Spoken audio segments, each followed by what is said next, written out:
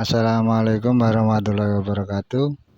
Aksi nyata modul 1.4 tentang pengimbasan budaya positif kepada rekan guru. Perkenalkan, nama saya Minto Hari, JKP Angkatan 6 dari Kota Jayapura, dengan fasilitator Bapak Muhammad Syuhada dan pengajar praktik Ibu Citra Suci Wulandari SPD. Tujuan aksi nyata: 1. Terbentuknya keyakinan kelas melalui kegiatan kesepakatan kelas yang dilakukan wali kelas dan siswa. 2. Siswa mampu menerapkan dan menjalankan keyakinan kelas yang telah dibuat. Langkah-langkah aksi nyata: 1. Menghadap kepala sekolah untuk menjelaskan pentingnya penanaman budaya positif dan keyakinan kelas di sekolah, serta meminta izin untuk mengimbaskan kepada rekan guru. 2. Mengumpulkan rekan guru untuk melakukan pengimbasan pemahaman materi budaya positif tentang keyakinan kelas dan segitiga restitusi. 3. Berkoordinasi dan kolaborasi dengan wali kelas untuk membuat keyakinan kelas di kelasnya masing-masing. 4. Memantau, merefleksi, dan mengevaluasi keyakinan kelas yang telah dibuat. Berikut ini adalah kegiatan pengimbasan pemahaman budaya positif di sekolah. Assalamualaikum warahmatullahi wabarakatuh. Waalaikumsalam warahmatullahi wabarakatuh. Kepala sekolah yang saya hormati, Bapak Ibu Guru, terima kasih atas waktunya. Pada kesempatan kali ini saya akan menyampaikan salah satu materi apa yang saya dapatkan dari mengikuti program pendidikan, yaitu tentang budaya positif. Kemudian yang materi yang akan saya sampaikan ini, yang pertama tentang disiplin positif dan nilai-nilai kebajikan universal, kemudian teori motivasi, dukungan, penghargaan, dan restitusi. Yang ketiga, kebutuhan dasar manusia. Yang keempat, restitusi. 5, posisi kontrol, dan segitiga restitusi. Nilai-nilai budaya ini memang sangat penting kita terapkan di sekolah kita.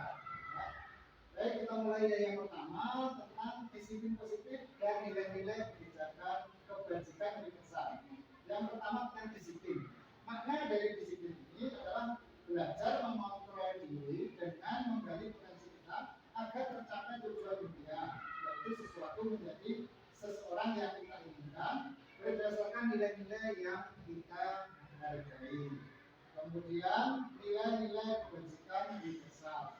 Nilai-nilai kebajikan universal ini adalah sifat-sifat positif manusia yang merupakan tujuan mulia yang ingin dicapai setiap individu.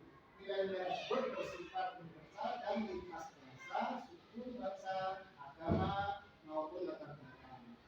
Nilai-nilai kebajikan yang ingin dicapai oleh setiap anak kita kenal di dalam profil pelajaran Pancasila, yaitu ada 6: beriman, bertakwa, beragama Esa, mandiri, berupaya kritis, berkepentingan global, bergotong royong, dan kreatif. Ketidaknyamanan atau hukuman itu namanya motivasi dari eksternal.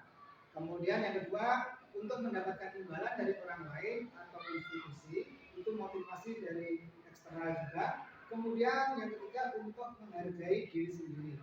Ini adalah motivasi internal yang kadang-kadang kita tidak pahami. Yang berikutnya,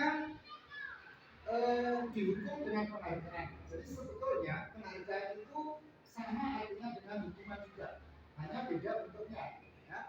Penghargaan berlaku sama dengan hukuman, dalam arti meminta atau membujuk seseorang melakukan sesuatu untuk memenuhi tujuan tertentu dari orang yang meminta atau membujuk. Jadi kalau kita memberikan penghargaan, artinya kita menuntut sesuatu dari anak tersebut. Sebetulnya itu juga merupakan hukuman juga. Kemudian, nah ini kenapa penghargaan itu juga termasuk hukuman? Penghargaan itu menurunkan kualitas. Kemudian penghargaan juga menanamkan kreativitas. Penghargaan mengurangi motivasi intrinsik atau tadi yang ketiga tadi, motivasi dalam diri anak ya. Kemudian penghargaan itu juga mengurangi ketepatan. Penghargaan itu tidak efektif. Penghargaan juga merusak hubungan. Maksudnya merusak hubungan ini antar anak ya, anak-anak. Yang berikutnya, perbedaan hukuman dan konsekuensi. Di sini ada beberapa contoh tindakan guru kita isi. Misalnya Pak Legino coba yang pertama itu mencatat 100 kali di dalam buku kalimat, saya tidak akan terlambat lagi. Itu merupakan hukuman atau konsekuensi. Pak Legino, hukuman ya. Kemudian lari mengelilingi lapangan saat terlambat hadir di sekolah, itu juga hukuman. Kemudian yang ini yang contoh berikutnya, menggantikan kertas teman yang telah dicoret-coret, itu konsekuensi. Membersihkan tumpahan air di meja karena tersenggol, itu juga konsekuensi. Lari mengelilingi lapangan 2 kali karena terlambat 10 menit pada pelajaran berikutnya. Proses menciptakan kondisi bagi murid untuk memperbaiki kesalahan mereka sehingga mereka bisa kembali pada kelompok mereka dengan karakter yang lebih kuat. Restitusi juga merupakan proses kolaboratif yang mengajarkan murid untuk mencari solusi untuk masalah mereka dan membantu murid berpikir tentang orang seperti apa yang mereka ingin dan bagaimana mereka harus memperlakukan orang lain. Tadi di awal saya sampaikan restitusi itu ada 2 macam ya, ada yang 5 posisi kontrol dan segitiga restitusi. Ini ada contoh-contoh terkait dengan 5 posisi kontrol tadi. Misalkan membuat orang merasa bersalah. Biasanya kata-katanya saya kecewa loh kamu melakukan seperti ini. Itu artinya orang tersebut akan merasa bersalah. Kemudian menghukum, kamu tidak pernah benar melakukannya. Itu artinya orang ini dihukum. Kemudian teman, sebagai teman, misalkan ayo lakukan itu atau guru. Kemudian pemantau tadi berhubungan dengan kata penting, kesepakatan, manajer. Bagaimana kamu bisa menyelesaikan masalah ini? Ini menuntun siswa untuk mencari solusi atas kesalahan yang dilakukan. Menghukum atas yang berikutnya segitiga restitusi. Segitiga restitusi ini adalah proses menciptakan kondisi murid untuk memperbaiki kesalahan mereka sehingga mereka bisa kembali pada kelompok mereka dengan karakter yang lebih kuat. Alur atau yang namanya segitiga restitusi ini, yang pertama yang dari bawah itu menstabilkan identitas, kemudian validasi tindakan yang salah, dan yang ketiga menanyakan keyakinan. Untuk contohnya yang pertama tadi seperti ini, menstabilkan identitas untuk membuat anak yang merasa gagal karena berbuat salah menjadi positif terhadap dirinya. Artinya supaya anak itu tidak menyalahkan dirinya sendiri. Misalkan dengan perkataan berbuat salah itu hal yang manusiawi, kemudian kita pasti bisa menyelesaikan masalah ini. Guru tidak tertarik mencari siapa yang menyelesaikan salah, guru lebih tertarik untuk menyelesaikan masalah. Kemudian yang kedua itu validasi kebutuhan. Seperti tadi bahwa ada 5 kebutuhan dasar manusia, termasuk anak itu. Ini untuk membantu siswa mengenali kebutuhan dasar yang ingin dipenuhinya. Jadi ketika dia berbuat salah itu sebetulnya dia membutuhkan kebutuhan dasarnya apa sih yang belum dipenuhi? Mungkin dia kurang senang, atau mungkin kurang kasih sayang, atau mungkin ingin bebas. Dengan perkataan misalnya kamu pasti punya alasan mengapa melakukannya. Kemudian kamu bisa saja melakukan hal yang buruk, tapi kamu tidak melakukannya kan?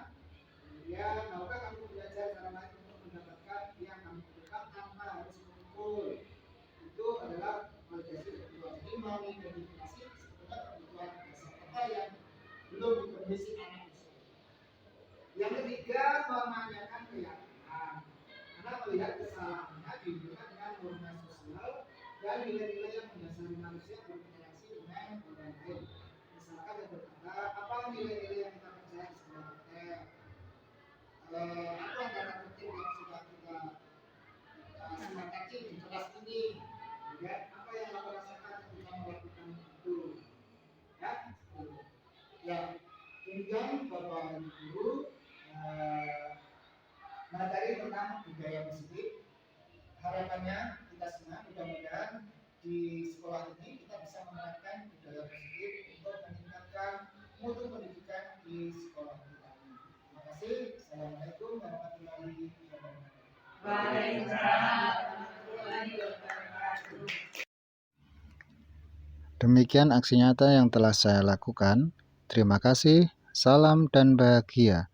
Guru Bergerak Indonesia Maju. Wassalamualaikum warahmatullahi wabarakatuh.